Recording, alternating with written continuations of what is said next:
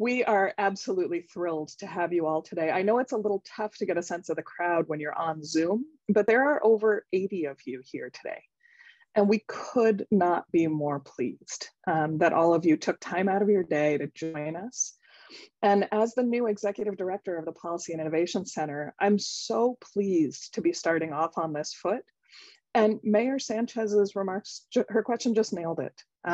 We are at the cusp of an incredible opportunity here. There's an enormous amount of federal funding available now, and even more coming in the next few years. So what may seem like headlines is actually a multi-year opportunity coming from Washington. And we really do need to be creative and coordinated to take advantage of these resources and make the most of this window of opportunity. So with that in mind, I'm thrilled to be able to introduce you to three of the incredible scholars at the Brookings Institution Metropolitan Policy Program. I'm going to keep this short because there's really no better introduction to all three than hearing them speak directly. But I'll do brief intros so you know a little bit more about their expertise as you're listening. So first is Adi Tomer, who is a senior fellow at the Brookings Metro Program, who leads the Metropolitan Infrastructure Initiative. He's an expert in infrastructure policy and urban economics with a focus on transportation and digital technology issues. His work aims to better understand how infrastructure policies from the federal to the local level impact all the things we care about in the region: economic development, social prosperity, and environmental resilience. Next up is Jenny Schutz. She is also a senior fellow at the Brookings Metro Program and is an expert in the top priority that all of you sent our way, which is housing, economics and housing policy. And topics she's worked on include statewide zoning reform, housing affordability, local strategies to help renters through the pandemic, and rethinking homeownership incentives to narrow the racial wealth gap. Before joining Brookings, Jenny was a principal economist at the Federal Reserve Systems Board of Governors and a professor here in the region at USC. Last but not least is Joe Kane, who has been one of my favorite collaborators over the last several years. Joe is a fellow with the Brookings Metro Program and an expert in all things infrastructure, water, and workforce.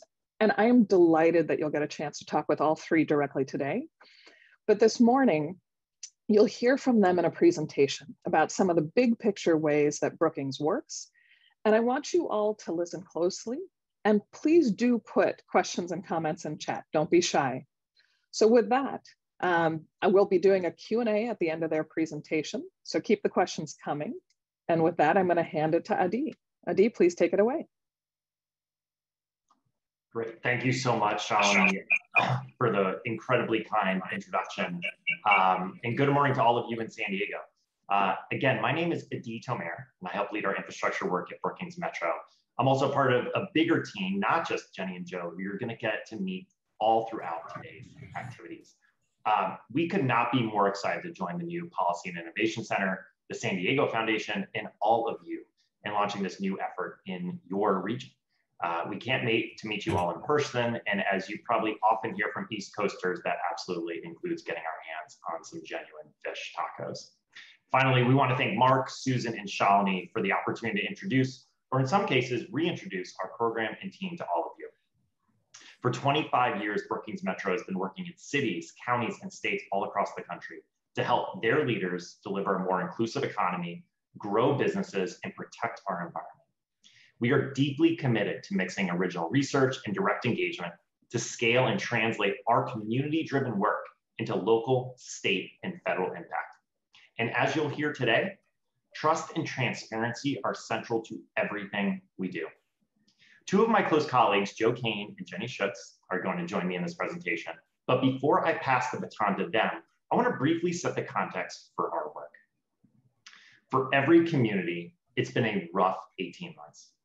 Amid the stream of genuinely bad news, it often feels like COVID-19 was perfectly tuned to find the greatest weaknesses in our labor markets, our business practices, honestly, our very social fabric. That was certainly the case within the policies that many of us work on in the built environment. Since March 2020, this community, like every one of your peers across the country, has seen individuals, families, and businesses struggle with physical systems that do not meet their needs. Nor are the struggles shared equally. Low income, Black, and Brown communities are especially impacted by subpar internet access, skyrocketing rent and utility bills, and climate impacts. But we all know those challenges are not new. 5 years ago, we can find nearly identical headlines describing the same structural problems: a changing climate impacting people's lives and businesses' bottom lines, broadband failing to reach every community, spiraling housing costs, and water infrastructure seriously in need of more resources and more investment. COVID-19 was an immediate shock to our collective systems, but it also exposed weaknesses that have long been with us. The persistence of these challenges should send a clear signal. If we keep doing business and governing the way we have, we're going to keep experiencing the same pains we have for a decade or more, the same kinds of inequality, the same kinds of environmental loss. It's time for bold strategies to achieve durable change. And here's where timing could be in our favor. As you've already heard today, leaders in Washington are on the verge of passing one of the largest investments in our nation's history. The Senate-approved infrastructure deal, plus the reconciliation bill, will actually exceed the relative money spent on infrastructure and housing during the New Deal. For every one of us in this virtual room today, it will likely be the largest period of federal investment in our professional careers. And remember, the federal government doesn't actually own transportation or housing assets. It doesn't run water utilities or broadband companies. These dollars have to flow right into state coffers, county offices, and city halls. It is up to all of you how San Diego will take advantage of this generational opportunity, which is why the Policy and Innovation Center is launching at just the right moment. The challenges are real, but so are the opportunities to deliver durable change. And we at Brookings will do our best to help you get to where you want to go. We will do that by listening to policymakers, business and civic leaders, and other community members to help identify regional priorities and needs. It's one of the reasons we're so excited for today. We will then bring a strategic lens to analyze local conditions, all to ensure that your short-term responses are aligned with your medium and long-term goals. And we will help you be resourceful, identifying emerging practices to inform your work, attract outside capacity where sensible, and help broadcast your experiences to other peers across the country. So let's expand on all those ideas a bit more: who we are, how we work, and where we see enormous opportunities for the San Diego region. Many of you may be familiar with the Brookings name. For over 100 years, we've employed former generals and presidential whisperers. The last two outgoing chairs of the Board of Governors of the Federal Reserve System, Ben Bernanke and Janet Yellen, both landed at Brookings. E.J. Dionne has a regular column in the Washington Post. And if you read the Wall Street Journal, you see Bill Galston there. It's a genuine Washington institution with a staff that's bubbling over with ideas to reform foreign policy, macroeconomics, and a host of other governance issues.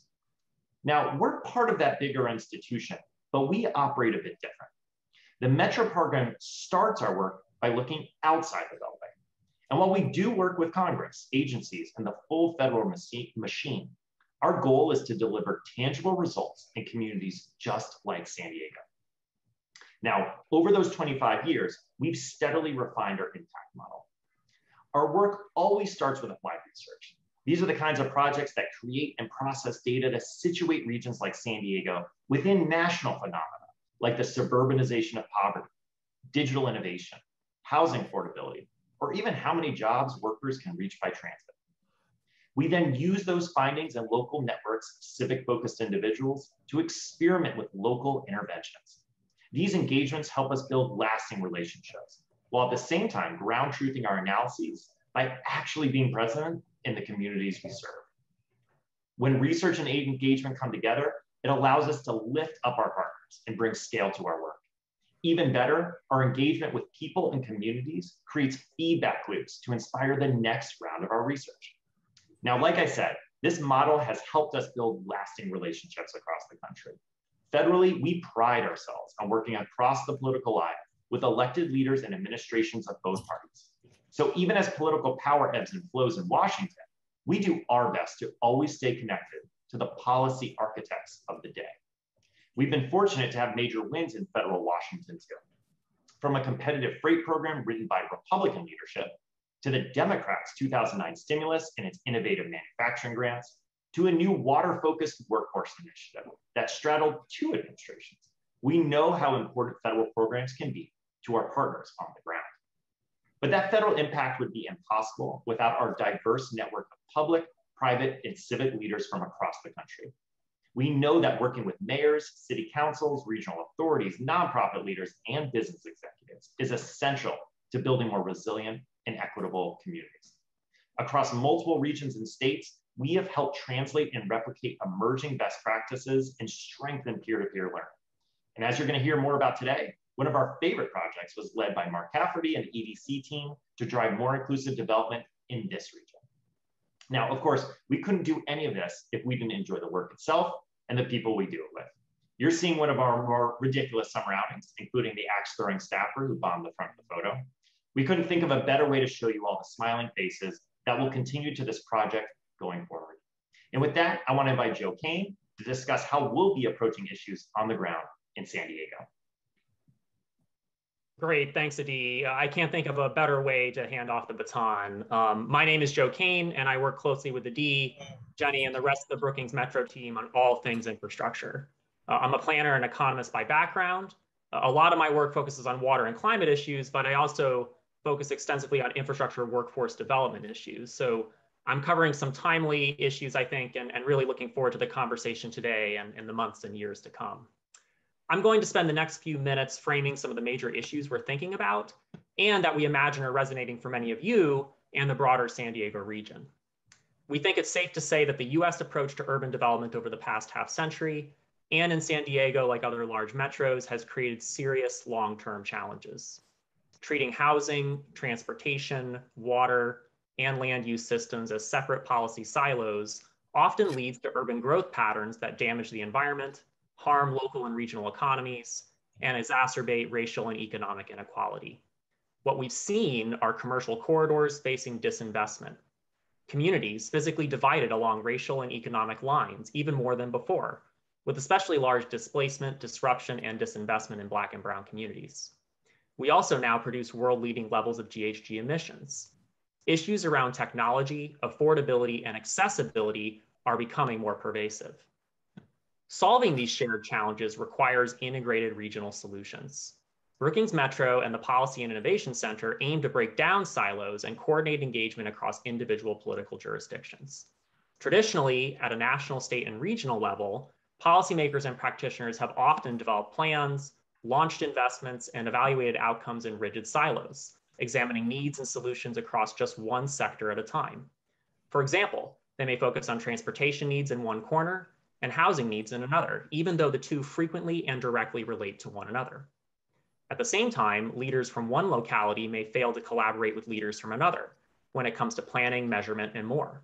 This is understandable. Our infrastructure systems can be highly fragmented and localized, sometimes not even matching our political boundaries and following different service boundaries instead. Our watersheds, for instance, do not fit neatly within the lines of one city. However, coordinating regionally and seeking more integrated solutions acknowledges the shared impacts felt across our entire built environment. Achieving durable change calls for integrating key physical systems, housing, transportation, land use, water, and broadband through complementary policies. That means acknowledging multiple concerns across multiple types of infrastructure and not simply zooming into one sector at a time. We have to address challenges and solutions in a cross-cutting manner.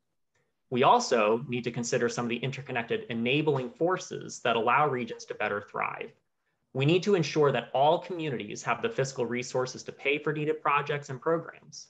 We need to hire, train, and retain a skilled workforce that can construct, operate, and maintain our built environment, while ideally leading to more equitable and accessible career pathways. We need to strengthen collaborations and enhance channels of communication across different jurisdictions, institutions, and organizations. Ultimately, the aim of such an approach is to improve shared outcomes, including greater climate resilience, equity, and economic growth. We want to run through a couple local examples to show you how we approach built environment issues through this integrated perspective. First, for the past 18 months have been a wake-up call about the importance of broadband in our communities. The transition to online work, The virtual classroom and telehealth practices touched every one of our homes and our neighbors. Using the internet was no longer just about online shopping or talking with out-of-state friends. It is an essential utility for everyday life, and that's here to stay. It was this changing awareness that made the digital divide such a crushing blow this past year plus. Simply put, people began to realize there was another systemic inequality hiding in plain sight. San Diego boasts one of the highest broadband adoption rates in the country, which means the share of people with either a wireline or wireless connection in their household. But that still leaves 10% or 110,000 households living in digital poverty. And these adoption issues aren't limited to just people. During the pandemic, more than a third of San Diego businesses struggled with connectivity issues. With rising data demands and subscription prices, we know from national studies that it's often our small business community and entrepreneurs that can struggle the most. Of course, the most visceral of these broadband gaps was the experience of our children. Let that number sink in. 100,000 children struggling to learn, to see their teachers, to connect with friends. How can we possibly drive more inclusive economic outcomes to prepare the workforce of tomorrow if we cannot reach all of our younger neighbors today? Fortunately, the San Diego community is on the case. SANDAG has done impressive work to bring the community together, assess needs, and start crafting solutions. The county is doing the same, including how to think about broadband and water-based solutions together. It's going to take a region-wide effort to address the digital divide at scale. Now, San Diego is also facing several ongoing and emerging climate impacts across multiple fronts. More frequent and extreme floods and fires are among the acute shocks hitting households, businesses, and infrastructure owners and operators. Higher temperatures and other chronic conditions are also threatening our health and environment. The reality is that a more uncertain and destructive climate is here now, and the costs are only likely to go up from here. And these impacts are often uneven, especially if we are to focus on different communities. Looking across the city, including Mission Bay, you can see that 9,000 residential parcels may face exposure to storm surge by 2100. Sea level rise and a changing climate combined with other prevailing patterns of unsustainable development are putting more people in harm's way. How can we better identify, measure, and address these climate challenges? How are we going to target investments? What types of projects and new designs can offer greater certainty, and for whom? We certainly don't have all the answers. I don't think anyone does, but we know that our current ad hoc reactionary approaches are simply not cutting it. Too often, our solutions are either inadequate Band-Aids, such as free sandbags, or multi-billion-dollar projects that will take decades to deliver help, like dramatic redesigns of I-5. We need to aim for more effective, short and medium-term solutions that deliver quicker wins and shift us toward more resilient outcomes over time. The current moment demands it, as does our future. And now I'll hand it off to Jenny Schutz to discuss how Brookings and the Policy and Innovation Center will work together. Thanks, Joe. My name is Jenny Schutz. Together with Adi and Joe, I'm part of the Built Environment team at Metro. I'm an urban economist and focus primarily on housing affordability, a critical issue here in San Diego and across the country. As we'll have the chance to discuss later in the breakout sessions today, the availability, cost, and quality of housing in San Diego is inextricably linked with the region's economic competitiveness, climate resilience, and concerns over equity.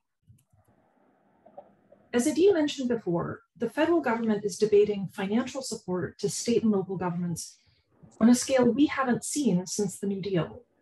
There's still a lot of uncertainty about what final legislation Congress will pass, but the potential for transformative change is real.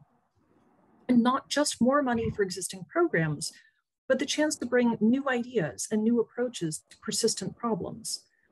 For example, we're seeing proposals for competitive grant programs jointly administered by the Departments of Housing and Transportation to improve the reliability of public transit service serving low-income neighborhoods, better connecting existing affordable housing to job centers.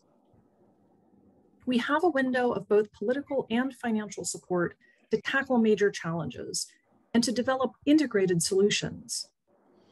It's a promising sign that the federal government is leaning towards more flexible funding that would enable cross-sector integrated regional programs.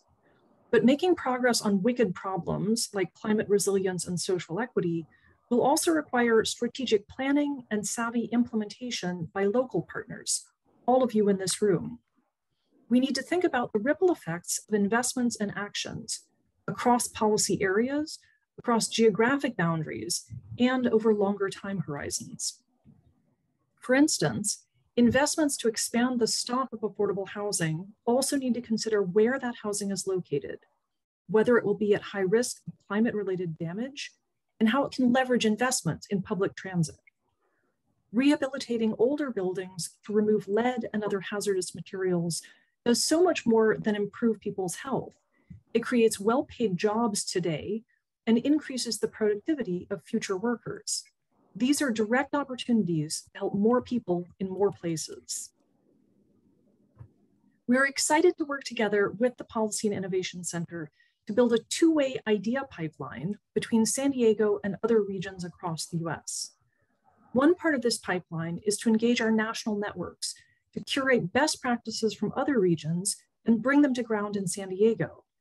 For example, in the Washington, D.C. region, I'm working with local elected officials, affordable housing developers, and architects to explore prototypes of missing middle housing, small apartment buildings. These prototypes can be designed to meet zoning, building code, and fire safety regulations, so could pass a streamlined approval process and deliver much needed additional housing quickly and at lower cost. We will bring insights from projects like this to share with San Diego, engaging the region's rich network of affordable housing providers.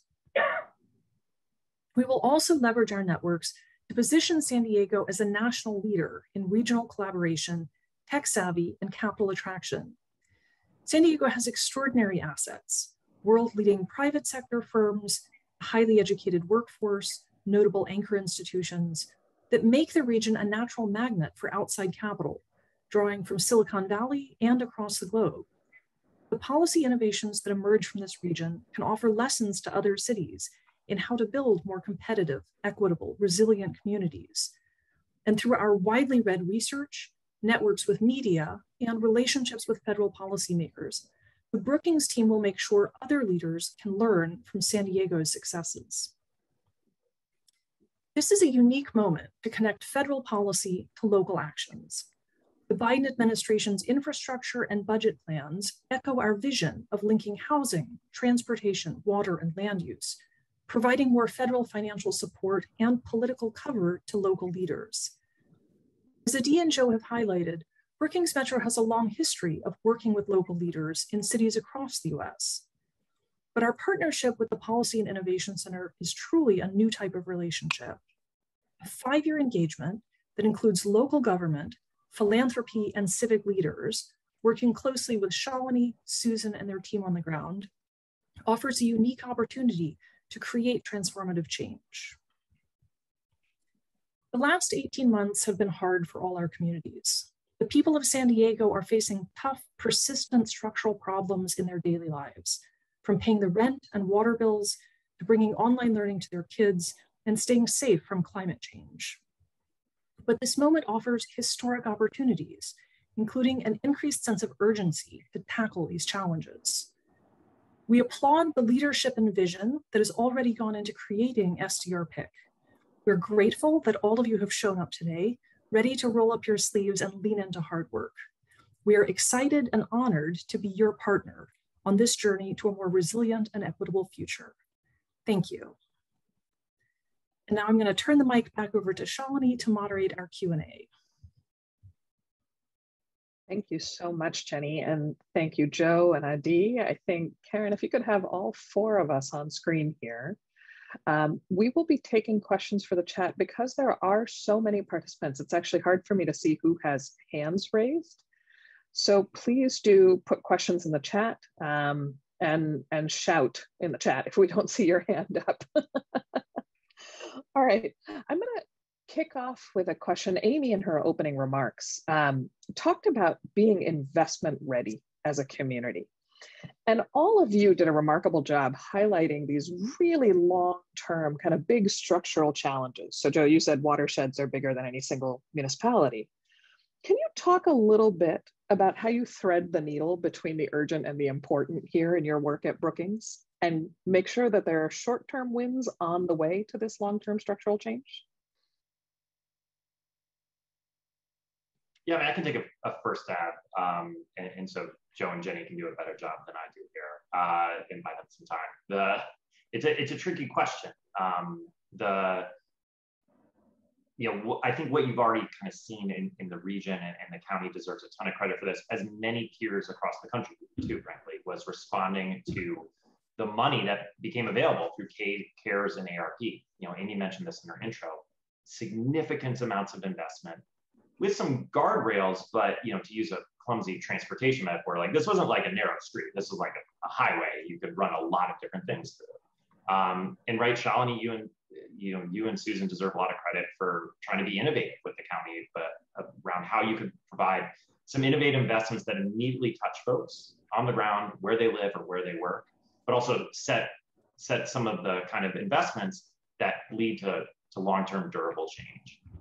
We see this all the time with transit investments across the country. You can make corridors ready for, let's say, increases in bus frequency, that you may want to turn that corridor into a bus rapid transit corridor down the road, and it becomes so much easier. And you've already, let's say, and this, not necessarily a substitute for Jenny, but a lot of the work she works on is, execute some of those zoning reforms in advance. So once investors come and they're ready to densify around that corridor, it's already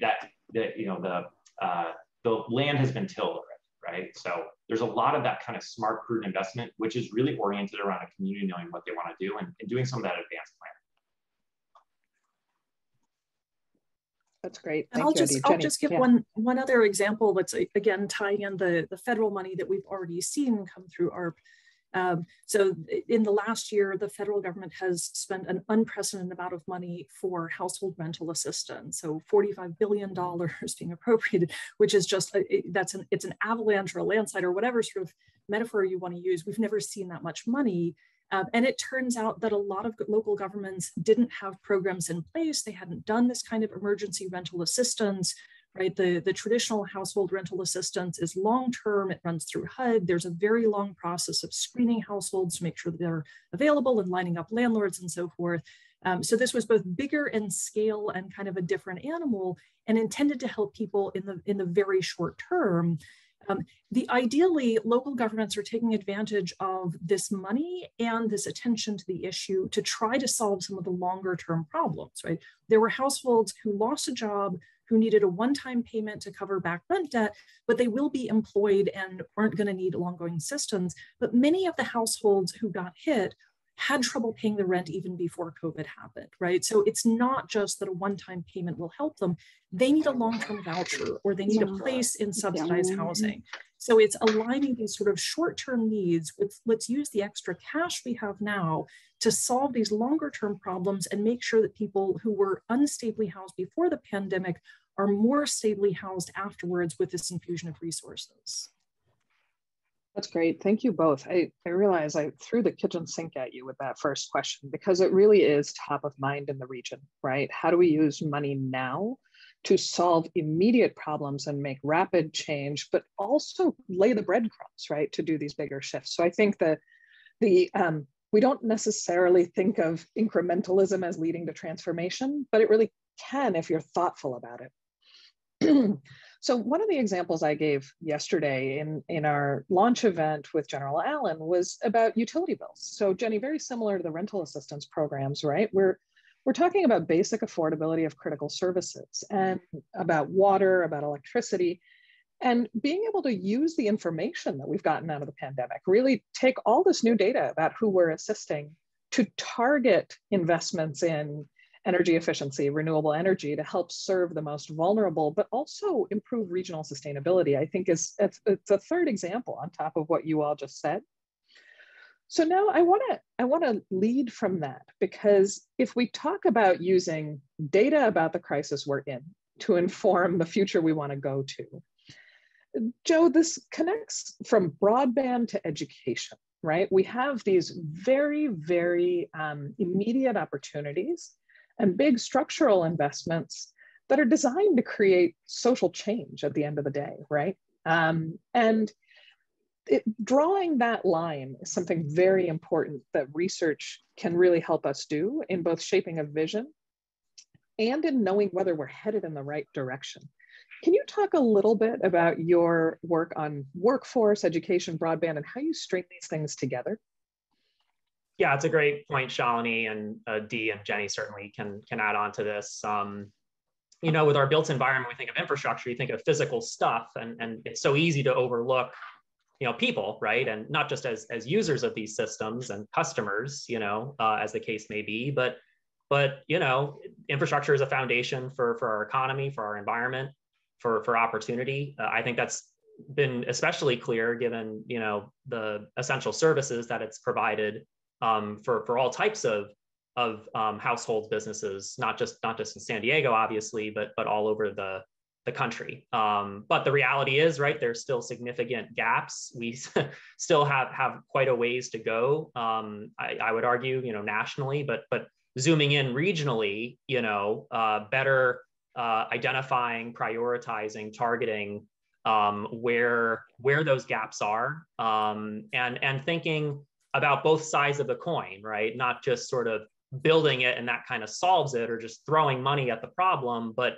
actually looking at, well, how are lower income households, for example, those that are most vulnerable and remain disconnected, right? And when it comes to broadband, for example, for workforce opportunities, I think that's at the center of a lot of this, that, you know, as part of the capital planning process, at least, talking to utilities and others all across the country, workers are often sort of a side item, or, you know, we think of the capital improvements first, and then kind of who's going to actually do it. And that's not just construction when we think of this federal moment, but operation and maintenance, right? That when we look back on this moment 10, 20, 30 years from now, to what extent has this additional funding and this programmatic momentum, how has that actually connected people to opportunities, right, that are durable and lasting? And so that's how we, I think, are looking at this moment, but hopefully building from it, right,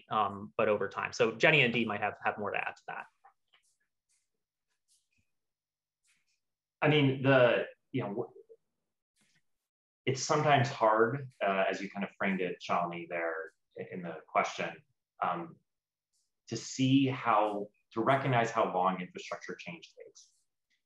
These are big time generational investments that it takes a long time for the market to respond to. And so how do you think about wrapping up? What are the short-term opportunities, which are often, as Joe just pointed out, it's workforce, right? We are about to be flooded. It's not just San Diego, and no pun on the flood. We're about to be flooded with money, which is a textbook example of do you have enough labor to respond to it? You know, how do you find the people? How do we make sure we can afford to hire everyone at the same time that we actually want to see wages go up in America too? So we're in this kind of weird moment where we want to make sure we get bang for our buck on the investment. It might be tough to find people, but even once that initial boost is done, this is not to touch as a big sports fan, like a sensitive subject in sports, but it's like the classic stadium promise problem, right? Like, hey, it's this many jobs. Like, well, those jobs only last a very short period of time. And stadiums actually employ very few people on net. And the teams too, frankly. So that then raises this question, well, what's the more durable impacts? Well, that, you know, it takes a long time to respond to it. You know, folks in a classic New York example don't realize that when the subway first started being built and was pushed up towards where now is Central Park, there was actually almost no one. It was farmland, right? So New York had a grand vision of how big it wanted to be. Now, many cities have that same grand vision and don't achieve it, but it raises a big question. How do you have the kind of foresight of where you want to go and then make big bets on yourself? And so kind of straddling that is really important. The digital divide is one we're living in right now. We know how important the digital economy is today. We're actually barely scratching the surface of what this is going to do, right? The president of the institution, John Allen, who some folks heard from yesterday, has a growing expertise in artificial intelligence. He will talk your ear off about how powerful that stuff is. And yet we barely even know what it's going to do. So how do you make sure it's not just that kids are connected today, it's that actually they're connected today to learn the skills they need to tap into the industries of tomorrow. So there is long-term durable impacts coming here. Yeah, I want to bring this back to one of the questions that I suspect we'll get into in the breakout sessions, which is that federal money going to local governments is a complicated thing when you think about the diversity of local governments, right? So San Diego is a perfect example, right? The city of San Diego is what, 1.4 million people, but you've also got communities, incorporated communities within the county that are 20,000 people, 10,000 people. The size and scale of local government varies enormously. The capacity of local government, how many staff members they have assigned to do water and digital and housing and so forth, varies enormously. The kinds of programs they've worked with before. So one concern that I think all of us have at the federal level is that the federal government will issue sort of these pots of money, some of which is going to come in the form of competitive grants. You have to put in a proposal to Washington to ask for money, and you have to explain what it is you're going to do. Communities that have really high capacity local governments are advantaged in even asking for money. They're more likely to have a plan for something they want, right? If the condition is this needs to be a shovel-ready project that you can start working on right away so that we get the workforce benefits, that requires you to have already done 80% of the work, to identify the project, to lay the planning, to identify the land, to line up contractors. We really want to help smaller places that haven't yet landed on a vision and a plan get that in place so that they can start moving forward. And I think that's one of the, Brookings is going to be playing a couple of different hats in the next few years. One is in the DC side, that we talk to legislators and people who are going to be writing the implementing rules and agencies and remind them that this is really important, right? Don't just give out money in competitive grants that advantage people who have money or who can afford to hire a grant writer. Make this accessible, make technical assistance available to smaller local governments. Think about this. And also to be working with local governments then to help them think through, to have a bite at that, you do need to identify what some of the big goals are, right? So if there's a pot of money available to improve access to existing public housing developments, for instance, have you thought about where people live in relatively affordable housing now where they don't have access to transit? Where would you want to put that money? How would you do that? You're not going to build the New York City subway in 5 years, but you might be able to do expanded bus transit systems, right? So we want to help on both the federal side and the local side to make sure that everybody has a fair bite at the apple. That's great. All three of you, I think, kind of marched your way into a set of things that have popped up in the chat. And so there's some excellent ideas that have come forward from folks on things that they're already exploring in the region. But Mayor Sanchez, I want to put you on the spot again, because I think you teed right off of Jenny's last comment on where federal programs sometimes are just a terrible fit for local needs. And there may not be visibility on that. So can you expand a little bit, please, on why the housing programs that were made available weren't a great fit for North County? Thank you. And we did have a lot of meetings at the mayor's level to try to figure out how we could somehow qualify for the lots of funding that was out there. A lot of it had to do with finding an older hotel, and we don't have those in North County. In fact, Oceanside in the last 20 years was just beginning to start building more hotels and to take advantage of TOT. So we were not able to do that. And so during the COVID, we were told, okay, well, let your homeless stay outdoors. It's probably the safest anyway. So it was pretty difficult. We definitely need more guidance in terms of and assistance in terms of perhaps raising raising it to a requirement of 15% affordable versus just 10%, because we do have in lieu fees, as an out for building affordable housing. Our city especially has never said no to housing development. So we're pretty much out of whack. We're becoming more of a suburban community to, say, the employment centers of Carlsbad, and that's not sustainable. So in terms of housing and affordable housing during a really big crisis, it just didn't work for us. It was very difficult.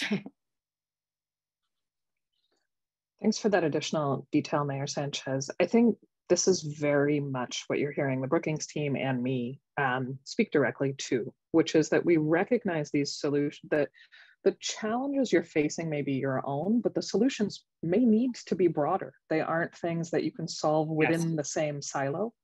in which you're facing the challenge. And so our day is structured around breakout discussions where, following our coffee break this morning, you all will dive headfirst into a single breakout topic, either housing, infrastructure and broadband, climate resilience, or workforce and economic development. And we know all of these are enormous topics. But throughout the day, we're actually going to be stretching the seams of those discussions and making sure that we can have these conversations about how do you actually solve a housing problem that in reality is a transportation issue. So we really appreciate the comment. We've got a few more things here in chat coming up, team, and I'm going to flag them because I think there are some things that are comments that I want to be really mindful about letting folks know that we are going to review things you send us and respond. All of us are very keen to get information and to hear from you on what's already been tried, what's worked well, what hasn't, what have you been trying to scale but haven't been able to. And why. So thank you for the reports from La Mesa, the flag on eco districts from Encinitas. We're very familiar with eco districts and other tools that kind of both create experimental spaces, but also can help zoom out across jurisdictional boundaries. So I want to take a step to the edge of the region here. We've got a question in the chat about the fact that we are one of few counties with an international border. So local government really is also foreign policy in our region. Can you talk a little bit about how the Brookings team has really worked in regions that that are somewhat functionally multi-state or even international regions, and how you can solve problems when you have lots of fundamentally different approaches to implementation? Yeah, I can jump in first. Joe and I had the real fortune to work on Joe, I can't remember how long now, right? Like 4 or 5 year freight project, which you've heard kind of us and the general mention that it ended up leading to some federal impact, which was awesome. And we were part of a huge pot of people that frankly were part of that. So we are intimately familiar with what it means to be let's call it a quote unquote port town. I say port because land border crossings, San Diego in many ways shares a lot of traits with Detroit, Michigan, right? These are huge funnel points for the North American industrial megaplex, and there's a lot of industries that take advantage of that. And they have a nature that reflects their region and the industrial specialties they have, right? So we are both kind of sensitive to it. And because we know a little bit about it, it makes us respect how much we don't know about it. And so we are fascinated and curious to work with you all to understand in particular how the cross-border labor flows are uniquely San Diegan, how that actually powers the industry. Of course, the deep cultural ties that you don't need to be a Californian. I'm originally from Florida, so I understand a lot of this personally in some ways. How that actually strengthens communities, but what that means and the unique nature of what it means for both the social fabric, the economy itself, even environmental issues. So, and then the final thing I'll just toss out, which we've been playing down, but look, we work at the Brookings Institution down the now proverbial hall because we're all virtual for the most part. We have some of the world's leading foreign policy experts, and that includes on global trade issues as well as other kind of foreign policy kind of concerns. So we will happily bring them into the picture here whenever we can. So I think this is in the spirit of, Shalini, what you kind of just commented on before passing on the question is, let us know what you're concerned with. We will do our best to listen well. And when we don't have the answer, we're going to go ask people we know what they think too and try to bring that expertise here. That's great, Adi. Yeah, please, Joe. Add, Shalini, and to Adi's point, what came clear to us, not just in that freight project, but many other projects, is, interstate commerce. Freight is literally interstate commerce, a primary federal responsibility. And so as much as we are sort of looking at what's happening within the region, we realize the region isn't just sort of in its own petri dish, right? It's all connected on all these different issues, transportation, water, certainly climate issues, when we think of out west, certainly groundwater and surface water issues. And so that certainly brings to question, I think, to the forefront, What is the regional role here? What is sort of the quasi sort of regional federal role? What's the state responsibility in some of this too? And so I think we realized as the geographies kind of are all straddled here, so are the policies and the responses that need to come from that. Yeah, and I would just say that broadly, one of the reasons why SCRPIC was formed, why we are working with you, is that I think we all agree that narrow jurisdictional boundaries are often not the right geographic scale to solve these big problems, right? So, from one city to the neighboring city, from one county to the neighboring county, across states, across national borders, right? The COVID pandemic has shown us that, neighboring states can have different rules about vaccination or different availability of vaccination, different mask rules. People move back and forth. People who are unvaccinated don't stay on their side of the state or the county boundary, right? Workers go to where they can afford housing. And if that's the next county over, the next state over, that's where they're going to move. And so, I think it's hopeful that we have so much regional buy-in in San Diego that so many people are willing to come to the table and talk about, let's not just try to solve this within our jurisdictional boundaries. Let's talk about what we can do. If there's an availability of older hotels in one community and homeless people in another, let's not let the jurisdictional boundaries stop us getting people into places that they can afford to live, right? Let's think a little bit more broadly. That's fantastic. And I think I want to give a shout out to the Mexican consulate for joining a local government conversation, because it speaks very much to our commitment here to regional collaboration and coordination, but also not reinventing the wheel, right? We are so grateful to have organizations like SANDAG that are taking huge whacks at hard problems for the region. And recognize there's this middle space, right? So Mayor Sanchez, your comment about the housing issues that affected all of North County, we want to sit down in a working session with all of North County, right? And understand how to be able to meet this need in a cross-cutting way. And so part of the work of the center is really dealing with these cross-sector, cross-cutting challenges that kind of fall below the very large region-wide infrastructure investments, but rise above the things that all of you can do well inside your own jurisdictions. And so there are a whole bunch of really fantastic comments that just popped into the chat. And I want to start with one that came in from the city of Santee, because I think this speaks to this need for integration. And Laura, we're going to record everything that you've put here in chat, but I'm going to just tackle the first one off the bat, because it is exactly this challenge of integration. So for the folks who aren't able to see the chat, the reference is to a SANDAG Borders Committee discussion where bicycle lanes were blocked by deficient stormwater infrastructure. And as a former DC resident and an avid cyclist, I can speak to where that is actually a life-threatening problem for cyclists. And so this is exactly the kind of thing we want to do at the center. We recognize where different colors of money sometimes just take a little tweaking to be able to apply for things that get you a 2-for-1, right? So to get the stormwater funding in and add on the bike lane infrastructure funding. And so that's something that we see as a real priority and an opportunity in our work. And transportation and stormwater are natural fits. Extending that metaphor a little bit further, we can also think about how we look at water and road infrastructure investments to extend broadband, where there may be deficient fiber in the region or above ground assets. And circling back to the broadband and education question, right? This is where the data that we have in the region may not give us a full picture of the problem, and where I'm most excited to work with all of you on Team Brookings, right?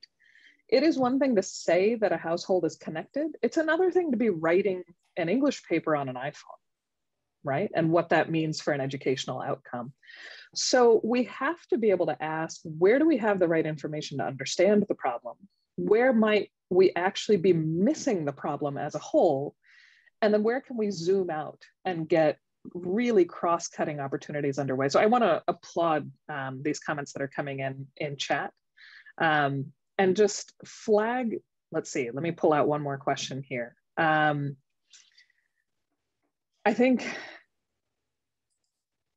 I want to look at this question here on from the city of San Marcos on really this is a housing question, Jenny. I don't know if you can see this one in chat, but the size of housing and the change in the housing market, where homes that people are living in now, they would no longer be able to afford. How do we think about this kind of structural problem in the region where housing is both a source of wealth and also a barrier to entry and opportunity?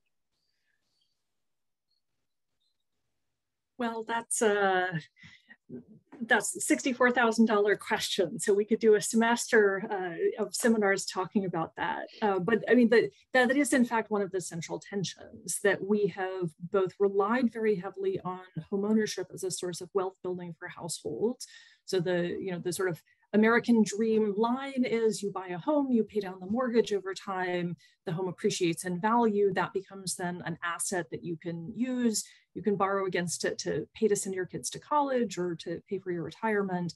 And so we put a lot of value on people becoming homeowners in places where housing prices are going to appreciate, which California is not a problem. And then, essentially being able to hold on to that asset. But at the same time, housing is also a basic need. Everybody needs a roof over their head. And so we've sort of operated on the model of young people will be renters in the early part of their life while they're switching jobs and moving cities and maybe changing their family status. And then at some point you grow up, you buy a house and you stay a homeowner for the rest of your life. And there are a bunch of things that are a problem with that model. One is that we've sort of assumed that renting is transitory, that renters are transitory, which makes them not good neighbors because they're not invested in the community, they don't show up to PTA meetings. And we need to get over that, right? That's just not true. And that's particularly not true in expensive places like San Diego. There are people who will be renters their entire lives. There will be people who buy their first home in their 50s. We need to make renting an acceptable experience for people and not sort of the tenure of last resort.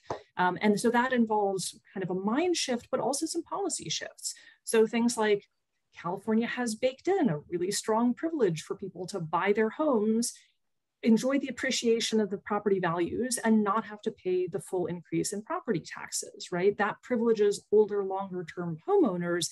But that makes it really, really hard for local governments to have the appropriate tax base to pay for services, including things like schools for younger families. So this is not going to be something that we're going to solve today. There are lots of streams, including things like federal tax policy, state tax policy, local zoning rules, the absence of essentially wealth building tools outside of homeownership that are subsidized by the federal tax code. So there are a lot of pieces that we're not going to be able to solve. But I think we should start by just acknowledging that it's going to take a diverse set of workers to make the region work. It takes a diverse set of housing options in size, in price, in tenure to house a diverse workforce. And that's going to have to be part of the solution, to think about how to diversify the housing stock, not just town by town, but within every community, so that we have housing that's available for people at every stage in their life and at every different income range.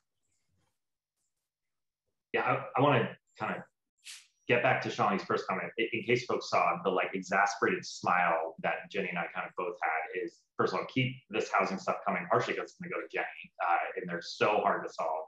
But also just know for everyone, you all probably have a lot of friends on the East Coast or even just reading stories, like we live in one of these markets too. So we understand firsthand, we've lived through it. And for some of us who are owners, we have all of our either colleagues or younger friends who aren't. And we just know that the housing experience in many ways has a lot of similarities to our personal lived experience too.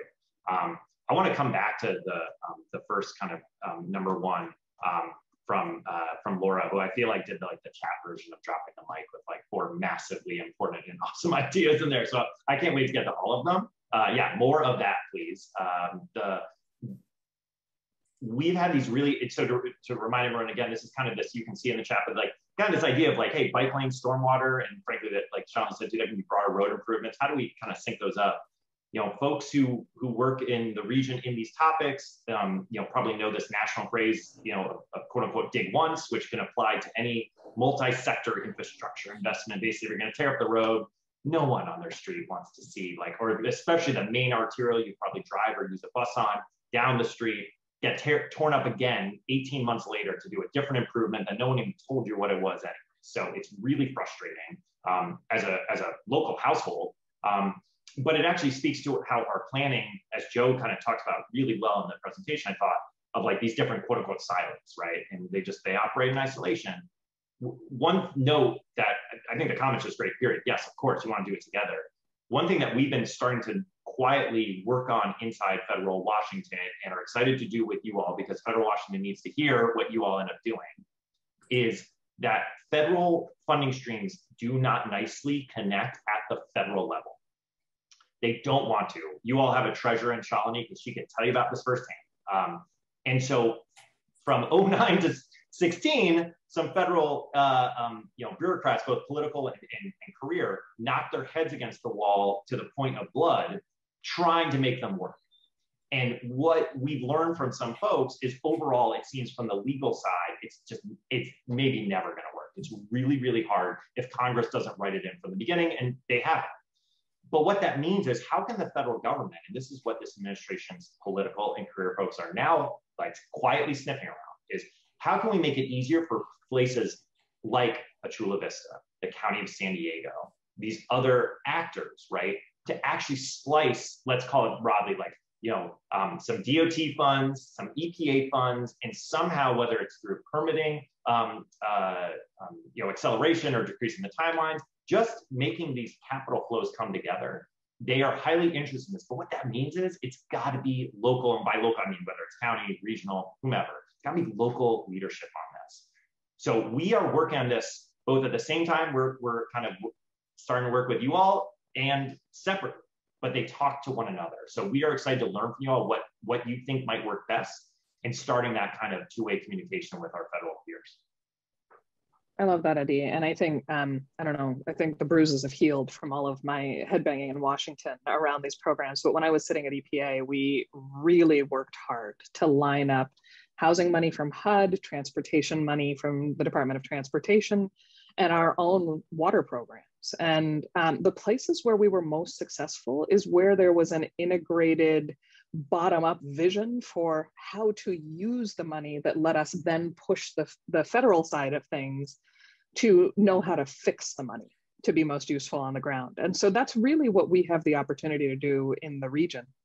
And I think this idea of a two-way pipeline is something, it sounds good in theory, but in practice, we all really have experience with this, of taking something that's worked well or not worked as well as it could have in one place and figuring out how to tweak it to bring it to a new region. So I want to go back to the question, Laura really did set a model here for how we want to hear from you all, of like, throw the kitchen sink at us, please. The comment about jobs and job centers near working class housing hubs. And this is particularly important in South and East County and San Diego County. And in East County, I think one of the things that we want to be able to explore is, what are the new economic development opportunities in the region in collaboration with our regional and sub-regional EDCs? What are the policies that you can pull in place to make sure that we have jobs that come in, that stay, that are stable, where there's a growth path in those jobs? And experiences from different regions are incredibly helpful here. So from my time at EPA, I did a lot of work with the city of El Paso, again, border town, huge cross-border commuting population, but also an incredibly strong community college and public college system, which was graduating incredibly bright students in engineering with no job prospects locally. And so you had a generation of young graduates who didn't want to leave their families, but were forced to look for employment outside the region. And so recognizing kind of the structural incentives at the individual level, what kinds of jobs do people want in order to stay? How do you make housing affordable in the nesting dolls from renting to home ownership?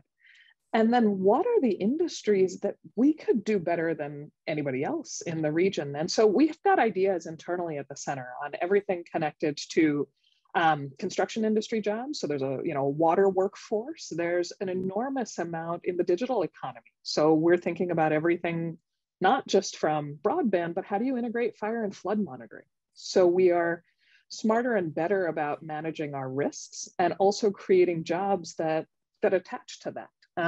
And so I see all of these things as really connected in a way that we could make great incremental decisions from the bottom up about what we could do right away, but also bring in better data and analysis and really make research practical on how to do this from the top down, and yell at Washington from where we're sitting about what's not working well. And so I think for the Brookings team, right, to bring this back to a question, we have a lot of movement within the region of people trying to get more affordable housing or get closer to their jobs. But we recognize we're in a period of major transition, not just the last 18 months, right? But thinking about the economy of the future, AI, what will the jobs be 10 years from now? Can you all spend, we've got 10 more minutes before our coffee break. Can you spend a few minutes each talking about where you've worked on these broad transitional issues and how you've offered advice to local governments from your experiences? Joe, I'll start with you. I can kick it off, Shalini, since you're on the workforce stuff. And I think you're totally right. I appreciate also Jenny's comments for housing, of designing housing for people at multiple stages of their life. I mean, we have to, in terms of our workforce development systems, it's the same deal. I mean, it can't just be kindergarten through high school and then you go off and get a 4-year degree, and that's kind of the sign of like what you're supposed to do. And it's, you know, the reality is that many workers may not want to go to college or that traditional 4-year path, or may not have the ability to go on that path. And so what I would change a little bit of what you said, Shalini, of jobs, I'd focus on careers, right? We're not just training people for job X, right? You know, which just makes me, like, when we're talking about infrastructure investment, people are, oh, it's just construction jobs. You know, it's just like we're training people to work on a project for 6 months. And I'm like, well, you know, that project hopefully is going to be around for 30, 40, 50, 60 years.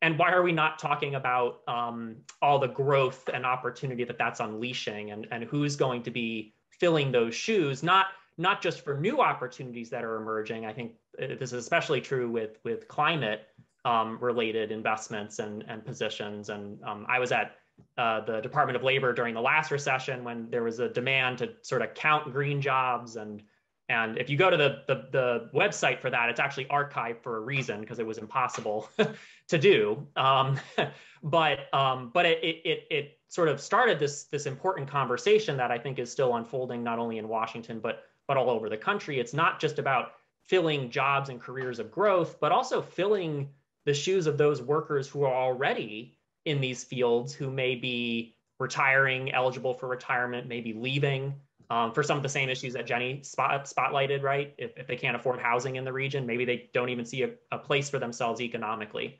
for their careers. I know in other parts of California, when I talked to some water utilities, for example, you know, you have someone who needs to be on speed dial to in case there's an emergency, and they literally live 60 or 70 miles away from the water treatment plant because they can't afford to live near it. And that's clearly a problem. And so thinking about younger workers, yes, like younger prospective workers, students is very important here, but also middle-aged workers, non-traditional workers. You know, women, people of color are very much underrepresented in the skilled trades, which make up a huge portion of our infrastructure workforce, but thinking of new training models too, work-based learning, on-the-job training. You mentioned community colleges, Shalini. There's a whole confluence of regional players that need to be involved here, and trying to focus on not just sort of the short-term job in the next few months, but really how are we equipping more and different types of individuals with the skills and experience they're going to need to succeed over time. Yeah, I'll jump in with a somewhat quick example. And you can see why we're so excited for you all to meet Joe and the stuff he's doing on workforce. It really is kind of cutting edge. And there's a whole team of other folks, Joe's peers, that do workforce stuff at the Brookings Metro program. And we'll bring what we know to support. We recently launched this Why project. do white men laugh like this? We I don't know. We recently launched a project in Portland, Oregon, that we're actually working with now, a cohort in Kansas City and Minneapolis, St. Paul, doing this tool called Economic Value Atlas, which will actually bring some of that tech and knowledge and And this is a way to actually kind of stack different variables you care about to better understand what's happening in a region. And we'll talk more about it on the side, but the reason I want to bring up is a real world story you talked about, Shalini. Multiple years ago in funny enough, Minneapolis, a far out, really exurban community, and they have much deeper jurisdictional fragmentation than you all do, sent a huge amount of incentives to Amazon to get a warehouse located way down south. This is a community that had 4% unemployment at the time, relatively high earning. That was not where the future workforce of that warehouse facility lived, and they did not live anywhere close to it. So what ended up happening, some of you all are familiar with on the West Coast, is Amazon had to partner and pay a regional transit agency to run buses, not with tech workers, but with warehouse laborers down to this facility many, many miles away. And it was all because even though they had a great quarter in St. Paul, they didn't get the same incentive package. Now, what's interesting here is Amazon learned their lesson. So through this tool, at least in this one instance I'm giving, where through this tool, we were able to help the folks on the ground in Portland understand which areas of the region had access to the workers that were going to be most likely applying for these jobs that could really benefit, in places that had the industrial land and still had good access in and out of the market. Well, it turns out where this tool said would be an ideal spot, and it showed multiple, and all of them kind of, frankly, closer to the populations that would work there, that was key. That was exactly where Amazon ended up in their facility. So it influenced not only site selection, but honestly, like, we're not site selectors, so that's not the key to us. It helped people get to work, right? It helped folks didn't feel like they needed all of a sudden pay the punishment of time, our most precious resource, or money, the second one probably, and have to purchase a car that they either couldn't afford or didn't want to. So it's those kind of real world kind of, when I say impacts, it's not policy, right? It's your neighbors. It's because it's our neighbors in our community. We want to make their lives better. So it's a tool like that can really help. And I'll put a link in the chat too, so folks can check it out if they want. Thanks, Adi. Jenny, please. Yeah, so I want to connect your question about how have we worked with local governments before, with state governments, how do we sort of help them implement something that works for them, and tie that to a question that Dwight dropped in the chat, which is that local governments are doing most of the heavy lifting on housing, they control land use, but in California, the state also has a bunch of overlays over housing. And it feels like every week your state legislature passes another bill about housing. So there is a very real and living tension between what local governments want to do, in particular having control over their own kind of housing supply, and some of the interests of the state. And about a year ago, I was working with a team based in Boston to develop a plan, a proposal for essentially a statewide kind of zoning reform organized around the commuter rail stations. So Boston has very centralized employment in downtown Boston, and a handful of kind of suburban job centers, has a commuter rail network that runs quite far out into the state. But really, once you get outside of the urban core, you're in very low density suburbs. There are commuter rail stations that are completely surrounded by single family homes on 2-acre lots, which means that almost nobody can walk to the commuter rail station because there's so few houses within walking distance, right? So the commuter rail system has, in many places, very low ridership because nobody has access to it, right? So that hurts the operating revenues of the system. The rail system is designed to get people from the suburbs into the city without needing to drive a car. And when people can't use it, more people drive, congestion gets worse, the environmental impacts get worse. And the places that have these commuter rail stations, many of them are really affluent suburbs. Lots of people would love to live there. They have great school systems. Some of them are close to the kind of suburban entertainment centers as well. But the price, essentially the entry point to the town, is $1 million, right? If you can't afford to buy $1 million home that you live in, there's nothing else, right? There's no other diversity of housing in the town. And so the state has been looking at, can we fix a couple of these problems with one thing? If we had more, particularly rental housing, lower cost housing, more homes within walking distance of stations, could we solve some of the housing affordability, some of the traffic congestions, some of the just commuting systems problems? Could we do all of that together, and how would we do that?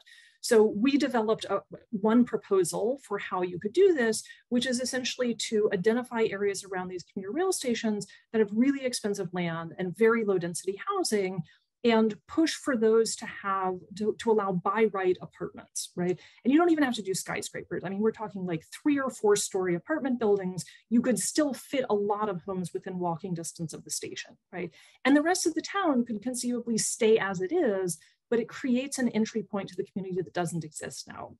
So in January, the state legislature actually passed a bill that is very similar to the report and the proposal we had put out. The governor signed this, and they're in the process of now developing some implementing regulations. We are still involved with the conversations at the state agency, helping them think through how do you write these regulations in a way that achieves the state goals, while also giving local governments some flexibility to meet their local goals, right? Can local governments designate a place that's not right next to the station if it's not quite appropriate, but provide similar kind of housing? So I think to Dwight's question, you know, the state of California has many, many layers of housing policy. There are some genuine state goals and interests in workforce, in keeping affordable housing for a younger generation, in not losing population of people who move elsewhere for cheaper housing, in making in environmental goals. These are genuine goals that the state has.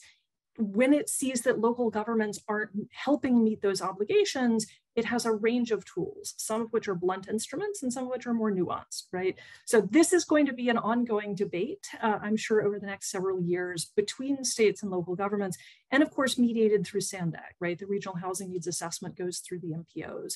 So all of these levels of government are in negotiation. And I think the question is, think about what you would be willing to do that helps the state get something they want, that also retains some of the elements that are important to you, right? And there is an enormous policy toolbox for state and local governments. There are lots of things we can do. There are better targeted and less well-targeted policies. And I think all of us want to get to good outcomes. So starting from sort of what are the goals we're trying to achieve, and think about the range of policies that can get us there, and then look and see where there's some room for compromise. Folks, you can see exactly why we are so excited to have this team in the region. This is not just about looking down, but also looking out, looking at the state, looking at the federal government, and bringing all the skills we have to bear to solve local problems and make our region and residents better off. And so this was a tremendous set of things in the presentation and the chat. Thank you, Adi, Jenny, Joe.